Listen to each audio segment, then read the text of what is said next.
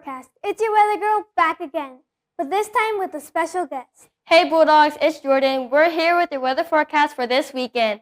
Today will be partly cloudy with a high of 67 and a low of 49. Watch out for the rain because it is set to return on Saturday, with the highest being 61 degrees and the lowest 46 degrees. Finally, Sunday will be breezy and will bring a high of 63 and a low of 44. I hope you all have an amazing weekend. We will see you all next week, so stay tuned. It's Jordan and Sharon signing out.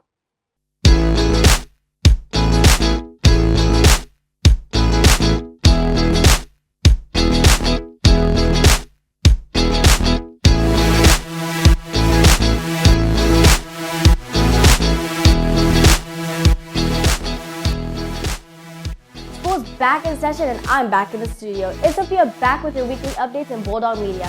I know we're all a bit rusty after coming back from summer break, so let's drop by some teachers for advice. Hey Baker Bulldogs, it's me Sophia and I'm with Mr. K. Mr. K, I have some questions for you. What advice would you give to new 6th graders and new Baker students this year?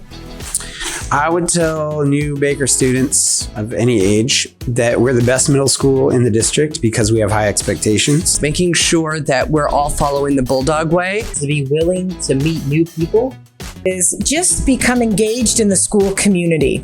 Don't be afraid to be yourself and take opportunities wherever they come to fully engage in all of our activities to see if there's something you've never tried before that you actually like. And to maintain those high expectations for themselves to continue being the best school.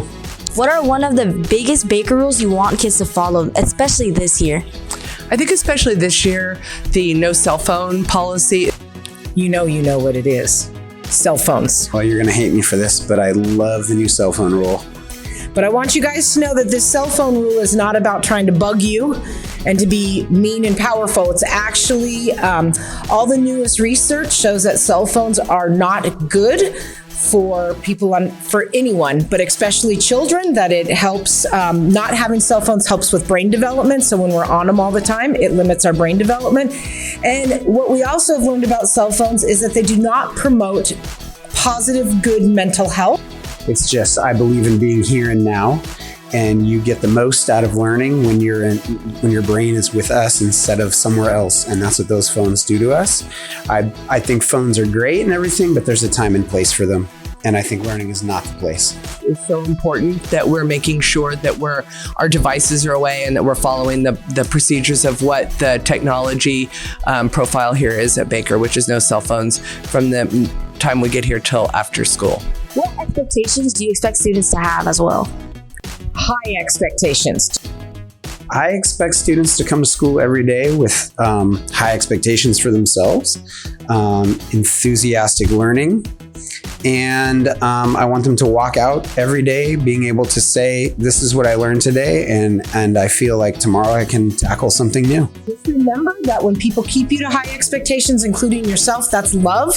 Sometimes it doesn't feel like it, but when we have high expectations for you and you have high expectations for yourself, that's a form of self-love, because the higher your expectations are, the further you will go. What kind of energy do you want in your class? I want an energy that's curious.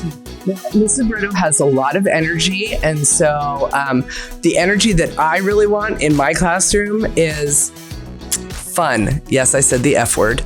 People who are willing to maybe fail in front of other people so that we could all learn and grow from it. But really, I want you to be the most excited to do your job. I think that it's really important that we come in with a positive vibe, that we're ready to learn, that we're excited about learning, and that there is teaching and learning going on in the classroom. But I feel like it can only happen if we have that vibe with each other, that we're just as excited about having students be excited about being in the class as excited as I am about having them in the class. She said the F word, y'all. But thank you, Ms. Brita. Thank you. What is the most difficult thing to learn in your class that you want to give a heads up on to students? Being a teacher who is in the English Language Arts department, that means I teach reading and writing. And one of the hard things about writing is you create something. It comes from your brain. And so when I give you critiques and edits and revision opportunities, it feels painful to have to redo something that you felt like you're done with. So be open to always refining and editing what you write, because the more we edit, the more we revise, the better our writing becomes. It's a part of the writing process. That's why it's a process. You start and you end, and you go through the process. So revision and editing, always be willing to learn from mistakes so that you're really growing as a person, as a student. Phew, that was a ton of advice, but this might help us with a fresh and easier start back to school. What's up, Baker Bulldogs? I hope you all had an amazing summer break. I'm Sharon, and I'm here with all your sports updates and recaps. Reminder, Session 1 sports has started, so I hope you were all able to try out and make the team.